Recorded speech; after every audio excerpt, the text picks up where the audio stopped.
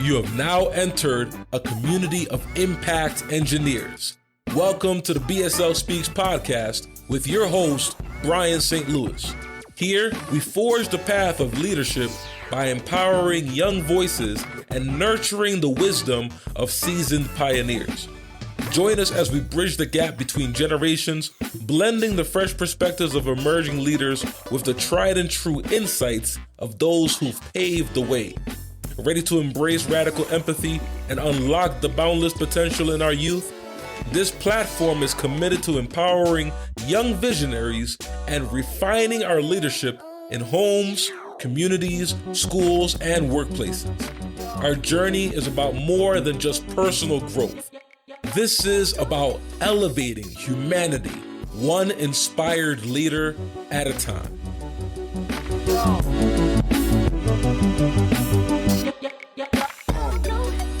Hello, everyone. Today we have Jon Crail, and he is the executive director of the Fred Hollows Foundation.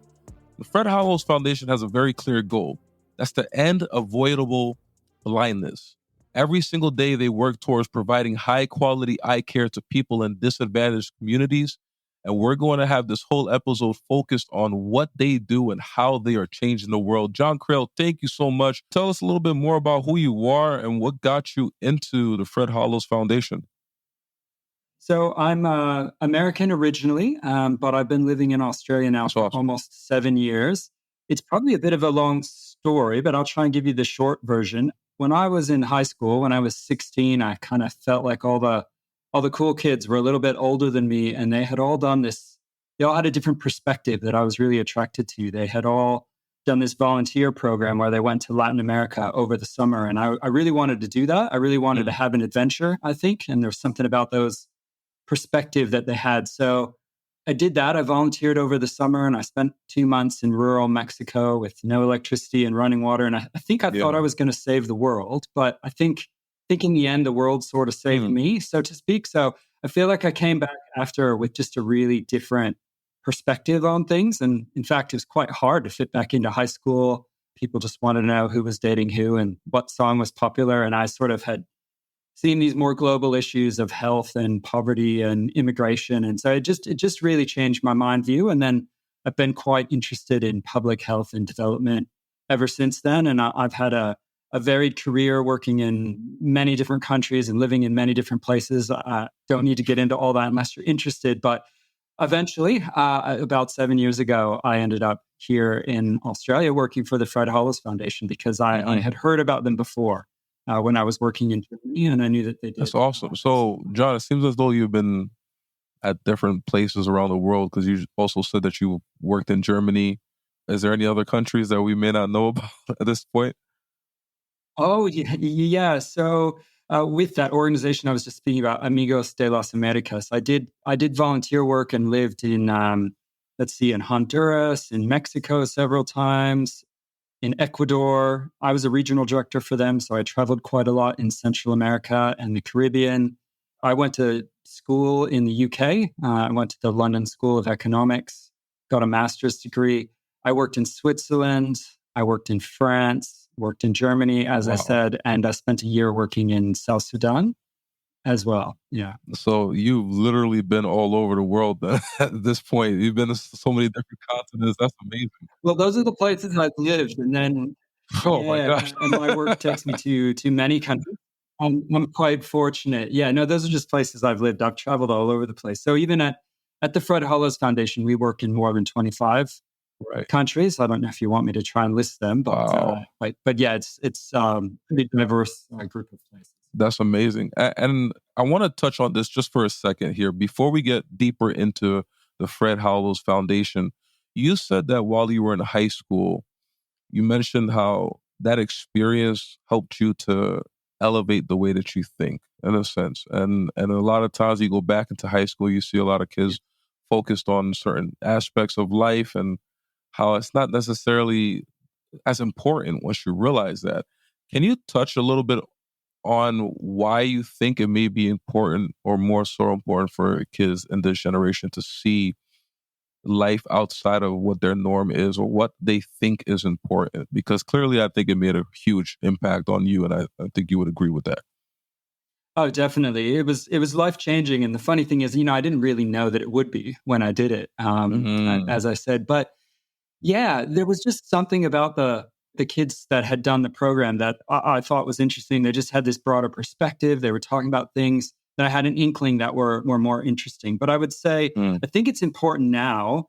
We're all a bit in an echo chamber, it feels like Yeah, to me, that's because we true. have all these algorithms that show you what they think you're interested in, right? So Mm-hmm. it's kind of cool because you see the stuff that you're interested in, but you don't see the stuff that you don't know about. And then similarly, there's Mm-hmm. so many choices on television and the internet. I Mm-hmm. feel like you just see what you want to see and what you're looking for. And sometimes Mm. you need to step out of that and see I something that you love that. had no idea about. That's what Love was that. really revolutionary for me. So yeah.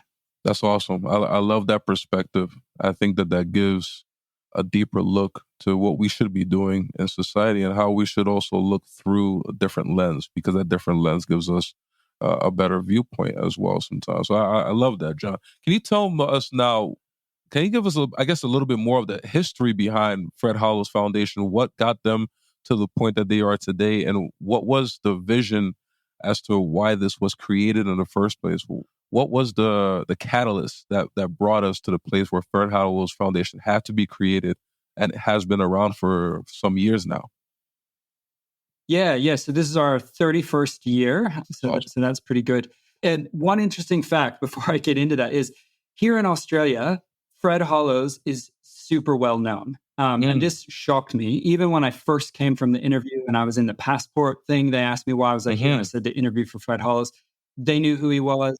Everyone in every Wow. taxi knows who he is. Fred Hollows is Wow. very known and famous in Australia. So in That's Canada or amazing. other countries, like you wouldn't have heard of him. But here, he's very famous, and that name and Wow. that brand really helps us That's pretty fundraise. amazing. But the reason that he's famous, I think, is because Fred was really, I think he was ahead of his time. Fred unfortunately died in 1993. He had cancer, but so Fred was born in New Zealand, but he lived most of his life in Australia, and he almost went into seminary. But I think he felt that he could actually maybe help more people directly by becoming a doctor. And then he became Mm, an ophthalmologist, so an eye surgeon. He specialized in that. And I think probably what really started to make him famous was he was very aware of social justice issues. And here in mm. Australia, Aboriginal and Torres Strait Islanders, at that time, they were 10 times more likely to be blind than other Wow. Australians. And they have a whole lot of other issues like shorter lifespan, et cetera, et cetera. Fred didn't like that. He didn't think that that was right. And one of the things that he did is him and a small group of people went on a survey of Australia and they visited almost every Aboriginal and Torres Strait Islander community, many of them remote. I think it took a number of years to travel around to do a survey of eye health. And Fred found really appalling conditions and he decided to do something about it. And I could talk more about that later. But one of the two unique things about that survey, not only was it huge and the first of its kind, but the way that Fred did it was really different and very ahead of its time, as I said. So he didn't just come in as a random white guy from the city. He Mm, really sought permission from the elders of the community, and he I love worked that. make sure that he was invited in, that he understood the culture, Love that. and he's still very respected to this day. The other thing that he did is Fred had a mantra: "No survey without service," because Aboriginal and Torres Strait Islander people are some of the Wow. most surveyed and researched people on earth. But people just get information and don't deliver services. And Wow. Fred treated everybody that he could. He didn't just collect Wow. data. He made sure that he actually helped people in every way that he could. So those two things, I think, really set Fred apart. And when Fred came back from that survey, he was a very loud advocate and spokesperson for changing things. And I could talk if you're interested about some of the changes he put in place. But he became quite vocal and quite famous because of that, and eventually won an Australian of the Year award. And then when he was dying of cancer, his friends and family said, "We got to keep this work going." He was very hesitant to have his name used because he didn't want that Mm, kind of publicity. But they said, "Look, Fred, you're famous. Your name will help us raise money and continue your good work. So he kind of begrudgingly agreed. And 31 years ago, the Fred Hollows Foundation was born, and Fred passed away a year later. Wow. There's so much that you said in there. And I think that there's a lot that we can really try to figure out through this so we can understand. But I really want to touch first on what he mentioned with no survey without service. That just automatically hit my heart. The second I heard it, it made sense because there are so many people who are willing to, in a sense, I would look at it as, treating people almost as lab rats instead of seeing them as individuals, people who have real issues and need that service, need that love from others. Can we touch on the heart of the matter behind Fred? And it's because it seems as though because of his heart, that continues to translate itself through the people who continuously work for the foundation. And so I'm glad that was the heart of leadership that started it. So can we talk a little bit about what made him that way, if you have that history? Because I really would like to see that, because from what I've seen on your website, from what I've been researching so far, I feel that love coming off from the pages. That's good. Yeah, so I unfortunately didn't meet Fred myself, but his widow Gabby is still very involved in the foundation. She's a founding director. I was just in Cambodia with her the other week looking at some of our work. So she's very engaged. My understanding is that Fred was actually a very rough and kind of gruff guy, but he was kind of a no BS, so to say, sort of guy. So he called it as it was, and he didn't beat around the bush, So he would just tell people, this is wrong, and I'm doing something about it. And he would just take action. And sometimes it rubbed people the wrong way, but he did it anyway.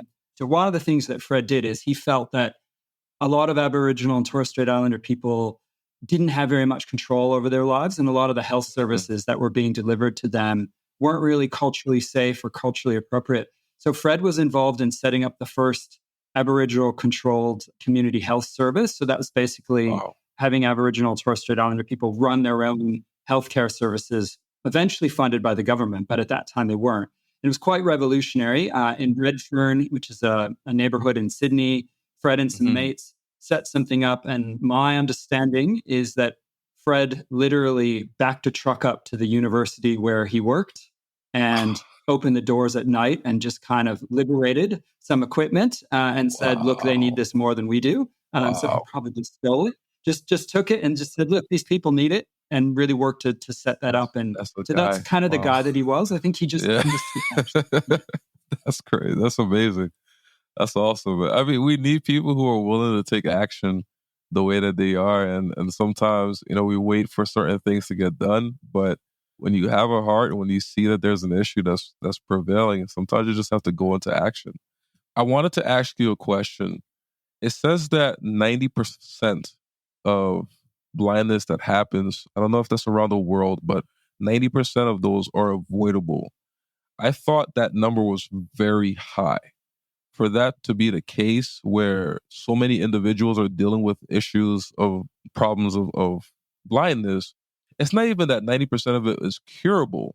That's the thing that hit me, because it being curable is wonderful. That means, we need to find the right doctors or the right procedures in order for that to be helped. But for it to be 90% avoidable hits a little bit different. Can we talk a little bit about what that number really means and the avoidance that should be happening and why they're not avoided? And how did Fred Hollows Foundation help to prevent these or help to cure at this point? Yeah, absolutely. So the official statistic, you're very close, is that 90% of blindness and vision loss is preventable or treatable with known solutions. So yeah, you're very close. So in different countries, the percentage may go up or down a smidge, but yeah, it's a shocking number, isn't it? So, and from a public health perspective, you can prevent something. That's the cheapest and best way to go, right? Because treating it or fixing it up later, as you said, is certainly more expensive, but also that the person has been suffering for a while because you can't treat it right away. So if you can just prevent it, obviously that's definitely the way to go. So that's what Look, we started from Fred, who was an ophthalmologist. So I think we did start with a history of treatment because ophthalmologists tend to be those that are doing the surgeries and treating. And most blindness comes from cataracts. And most of the vision loss is from refractive error. So people that just need glasses. And both of those are pretty simple solutions. So yeah, what we do is we educate people to try and do all the prevention that we can to get people to seek eye health services early when they can. We work a lot with systems and hospitals to make sure that those services are available, are accessible, and are high quality. And then we also work to make sure that those services are delivered. And increasingly, we're doing advocacy and policy work. A lot of our work now is even around health financing to make sure that health insurance and things like that is accessible and available, and that eye health is covered. Because often these surgeries are very expensive. And just a bit on that, probably the thing that the Fred Hollows Foundation is the most famous for is that back when in the 90s, when Fred was first doing modern cataract surgery, so you take out the clouded lens and you replace it with an artificial plastic lens. So even back then, those lenses cost $200, which is completely unaccessible to most people in the world, plus, all the surgery and everything. And Fred thought that was crazy because it's just a piece of plastic, basically. So one of the things that the Fred Hollows Foundation did, and this was pretty bold, particularly at the time, they set up laboratories to make interocular lenses, those plastic lenses, in Eritrea and in Nepal. And everyone thought they were crazy. They thought it couldn't be done. They thought they couldn't be high quality. The other thing that Fred did was he taught this modern cataract surgery technique to women, to people all over Africa and Asia. He tried to do it on outreach, so not just in a big tertiary hospital, but out in rural and remote places. And everybody also thought that was crazy and it wasn't possible. So Fred proved them all wrong. There was a lot of racism. So of course, African and Asians learned to do it and they were excellent. Of course, it could be done out of the major hospitals, and those interocular lens factories are still working to this day. And interestingly, now you can get a high quality lens for $2. So the market was completely broken. The price came down by about 100%. No, I'm actually flabbergasted. So it goes down from $200 USD to $2 USD. That and it's probably even less then. There's been inflation in the 20 years since then. So exactly. Now you can get them for $2, and even back then they were $200. So that is the kind of work that it benefits the whole world, not just the 25 countries where we work. But now everybody can get a cheap lens, and not just from our factories, from the factories anywhere. There's great ones from India and all over the place. Oh my goodness! That number is just shocking to me because that just shows how so many corporations, companies, organizations are looking to get so much out of people or so much finances, income, just taking off from the problems that individuals have. But Fred Hollows and your organization was able to find a way to cheapen all of that. So again, that it was accessible. That brings that equity piece that many people are missing in order for them to have that access to opportunities, access to healthcare, access to their basic needs. Because being able to see, that's something that everyone should want. And I was looking up some stats that you all have, and these are staggering stats. The fact that you were able to provide over 600,000 eye operations in just 1 year, that has to be a testament to the way that you all are able to function. So is that an average number or normal number that organizations do? Because I'm guessing no. I don't really, I believe, I'm going to say no.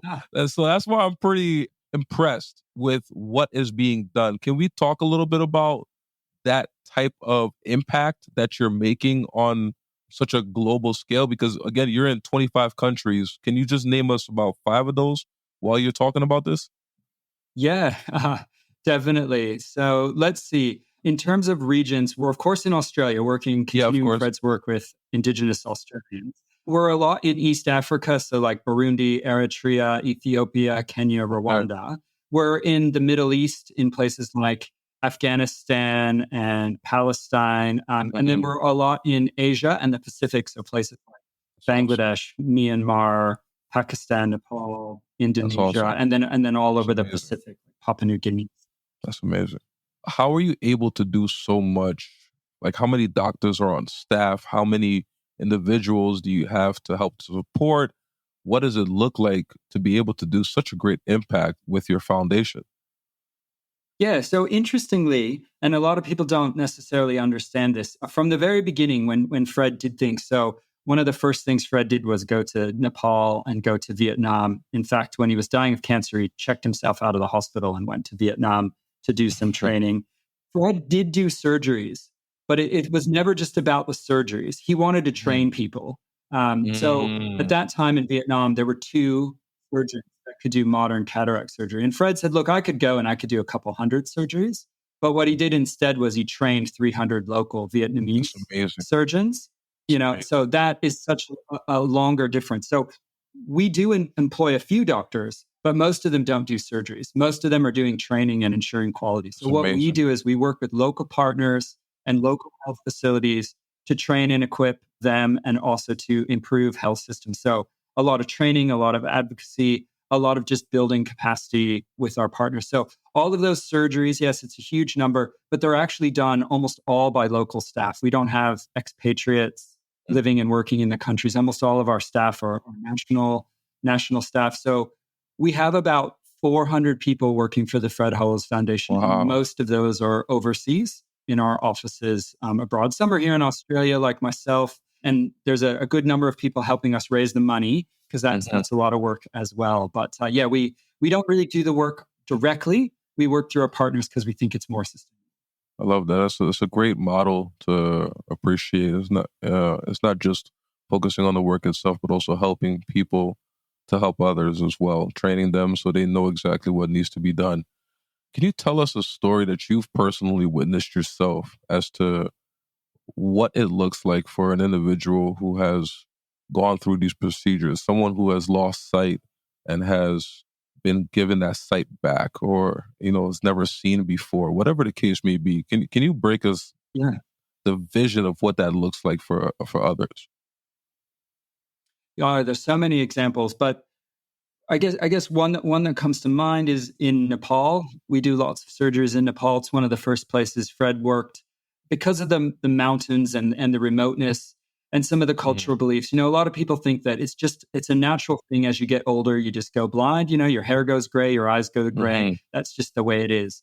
And then you end up getting people, and it's often women. It's particularly women. They live longer, but other reasons they're less likely to receive healthcare. They're less and less able to take care of their families, and then they're becoming a burden and their quality of life is reduced. So that's the thing. You can do these simple 10, 15-minute cataract surgery, and then you take the patch off the next day, and it's just an instant change they can see. It's life-changing for them. But I think even more importantly than them, it changes their whole family and community, right? Because when there's an older person or someone else that can't see, it's often a young girl that has to miss school to stay home, to look after them, to walk them around. So, now that young girl can go to school. Now the grandma can help with homework or chores around the house, re-engage with the community. So it's these ripple effects. Like, yes, it's life-changing, and you see the patch come off, and it's pretty amazing how people smile and often get up and dance and things. But for me, it's also that huge impact in the community and in their families that sometimes people don't recognize. Yeah. So the community members, do you at times allow them to be a part of that process where they're able to see the impact of that as well? Yeah, definitely. So, we work with community health workers and volunteers often to spread the messages about eye health, to help identify people that might need treatment and help bring them to us. Often when we do these outreach camps, so like we go out to an area, for example, in Nepal, often they're in Buddhist monasteries. So the monks or the community will kind of volunteer their time and help. It takes a lot of logistics to operate on 200 people over a weekend. So we get lots of help with that and support. And it really is a community effort. And I think the prevention, a lot of that is really, word of mouth in the communities. And also when someone has a quality surgery, they go back and it really raises the awareness and people start to start to trust the system and say, oh, well, maybe I'll go as well and have my eyes operated on. There is a lot of fear. I mean, it's not the nicest thing to have a knife stuck in your eye, but it's of course numbed and it doesn't hurt, but people don't know that. And there's sometimes a distrust of the medical system, I think. But you talk about the distrust in the medical system. Because Fred Hollows has such a big name in Australia, does that continue to carry its weight when you go out to these other countries? Or do you find that you have to continue to, in a sense, market yourself as that trustworthy corporate organization, the people who are willing to actually make a difference, right? We're not here just to serve it, we're here to service. Do you find yourself having to build that out every time you go out to a new country? To some degree, the saying is it takes 30 years to build a brand and 30 seconds to lose it. So we always have to be careful. We really focus a lot on quality to make sure. But yeah, we're very trusted in Australia and that helps us raise funds. In a number of the countries, we've been there for years and that track record helps. But yeah, I think it's constantly working on quality. It's a continuous improvement process. Quality is not like something that happens. It's a state of mind. And, mistakes happen, things happen. It's just about catching it, thinking about it, changing systems, improving things, making sure that it moves forward. And then I would say, again, because we work through partners, sometimes we work behind the scenes. We try not to plaster our logo on everything. We're often working with a Ministry of Health in Pakistan or an NGO hospital in Nepal. And we'd like to be building up their reputation and make sure that they're the trusted ones because they're the ones who are going to be there forever, hopefully, not us. We're just supporting temporarily. I love that. It takes a lot to be an organization that is really there for the people, not there just for the name recognition and not just for to boast of yourselves, but really to make sure that you're empowering the people in where they are and helping, again, the doctors, the people there to train, to learn, to grow, so that in a sense, you basically don't just give them a fish, but you teach them how to fish in order for them to continue on the process. What is the next steps or the next vision for Fred Hollows Foundation? Does it stay where it is in a sense of the impact that it's looking to do? Are we seeing the extent of it, or is it more that Fred Hollows Foundation is looking to grow into? Oh, we definitely want to do more. So we are in the process of drafting our next 5-year strategy, which will launch next year. And the reason that we want to do more is because despite all of our and other NGOs working in this space, despite all of the great work that's happening in the whole sector, because of a lot of demographic changes, urbanization, aging populations, etc., if we just continue to do what we're doing today, by 2050, the rates of avoidable blindness will double. So what we're doing, even as amazing as it is, it's not enough. We have to do more. Wow. We've got to get a step change. So that's one of the key focuses of our new strategy is just like, how can we repeat that moment that I told you about before, that interocular lens moment where we kind of broke a market and made a step change? How can we do that again? What are the other areas where we could really have almost an exponential change, or at least multiply our impact? Because just doing double what we're doing now isn't going to be enough. Charity and not-for-profits are never going to end with avoidable blindness. We have to build sustainable systems that can manage it and focus on prevention. Yeah, I definitely agree with that. Definitely. Are you one of the, I guess, few organizations that are actually working towards avoidable blindness? Because to be honest, I've heard of different organizations that help, with healthcare, with disease, but not so specific to blindness, to eye care in that area. And so, do you know how many others are really doing what you're doing as well? There are definitely several others. The biggest ones, there's an organization called Orbis based out of the United States, but they're international. They do a lot of work, particularly focused on training of eye health professionals.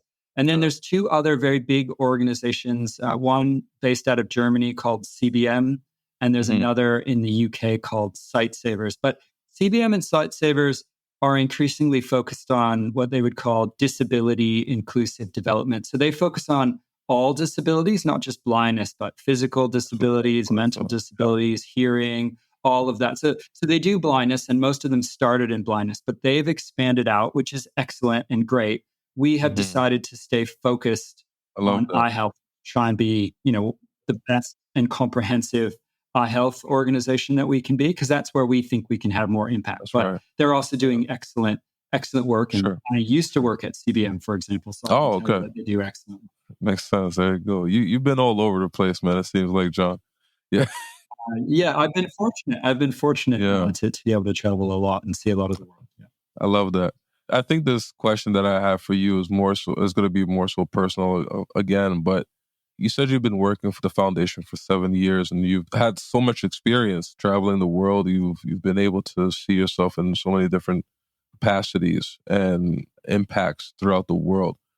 Those experiences help to, shape the way that individuals think and how we see the world around us. How has those experiences helped you to be the person that you are today, the leader that you are today, and helping those in this specific capacity? It's almost hard to know, but I'm sure so much and very profoundly. It's not easy to lead in a multicultural, multi-country organization, because you have to be really aware of different cultures and power imbalances and all of those issues. So I think I'm pretty aware of those. At least I try and keep them front and center.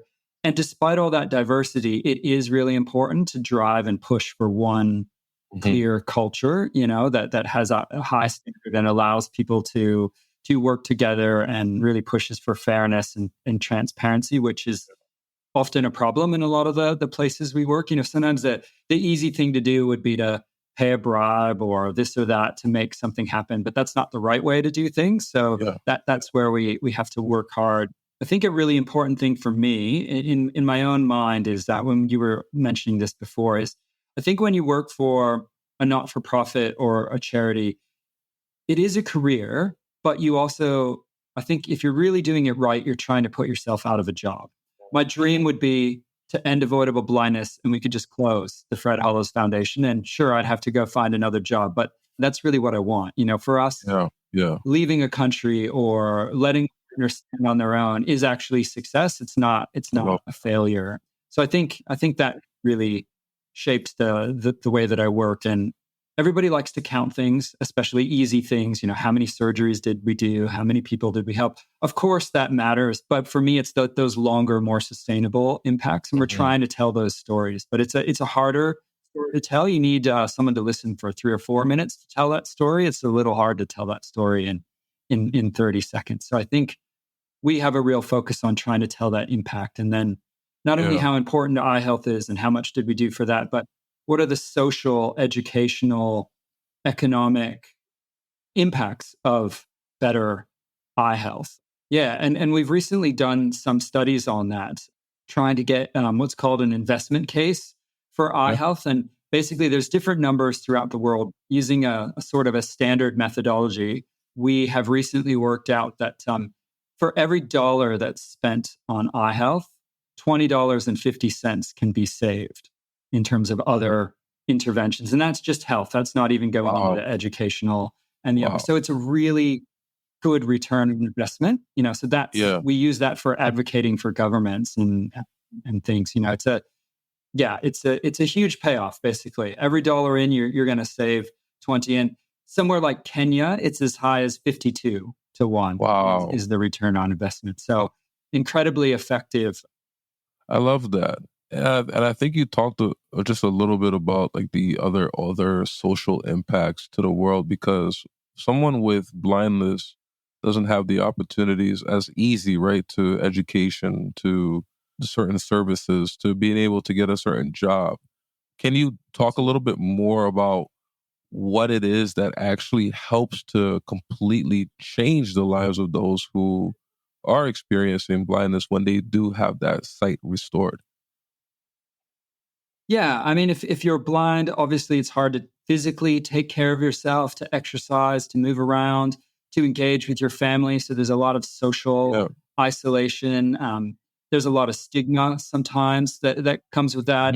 Of course, education and work is really hard. Transportation, you can't drive, you can't do all of those things. So extremely challenging. And as I said, Often, though, when someone is blind, other family members have to pitch in to help and support them. And so in Geneva, in Switzerland, in front of the World Health Organization, there's a really famous statue of a man being led by a stick by a little boy. And that man has river blindness. And basically, that little boy is missing school to basically be the eyes for that man. So that's a statue there that, unfortunately, river blindness is going away. But it's just an example of, so it's not just the impacts on that man that they're symbolizing there, but that boy that's missing school and having his whole kind of childhood denied. And this is quite common. And in that statue, it's a boy, but in reality, it's usually girls. It's usually girls, yeah. That's real. When I look at the world, I look at the impacts that are being made.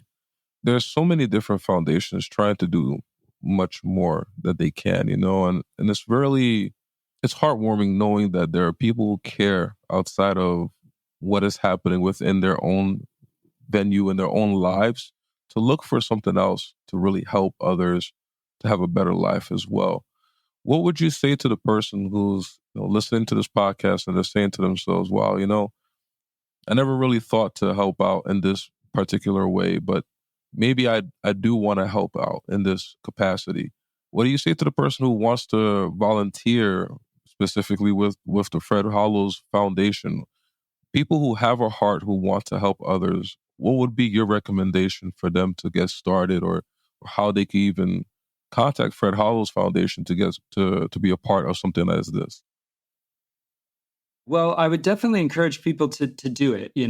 There's more to life than just you, and I think you gain so much. That's been my experience. You gain so much from helping others. It's you could almost say, ironically, it's almost a selfish act to help others, because it really does fill you up. I mean, I just feel so happy to be able to wake up every day and, know that I'm making a difference. So that's great. So I'd encourage people to do that too. I think it really gives you a lot of fulfillment, whereas just buying stuff and having the newest whatever, it's not really going to make you happy, but engaging with people and helping really will. So please do. You can support us, through donations.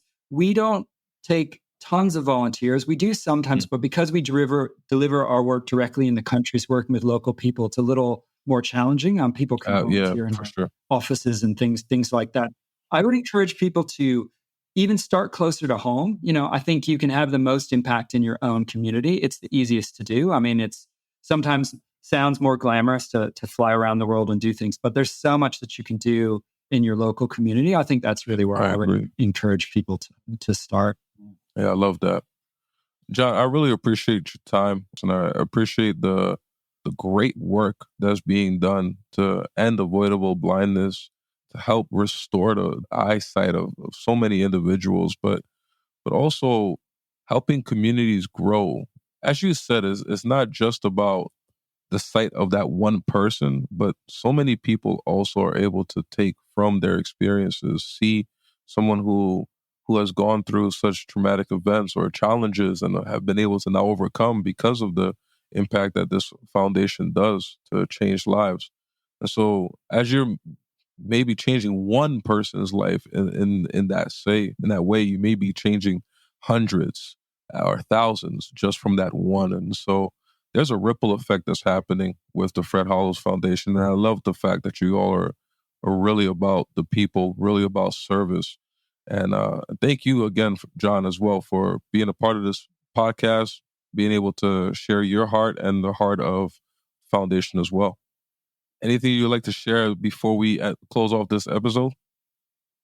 Look, I think you're exactly right. Profound impacts of restoring someone's sight, not just for the individual, but for their whole community. And also, we really work on integrating eye health and strengthening health systems, which benefits many other people, has a huge ripple effect. But it even helps beyond eye health. A stronger, better governed hospital focused on quality is going to help anyone that walks through the door. So yeah, it's absolutely about the ripple effects and having as much impact as possible. So thanks so much for having us.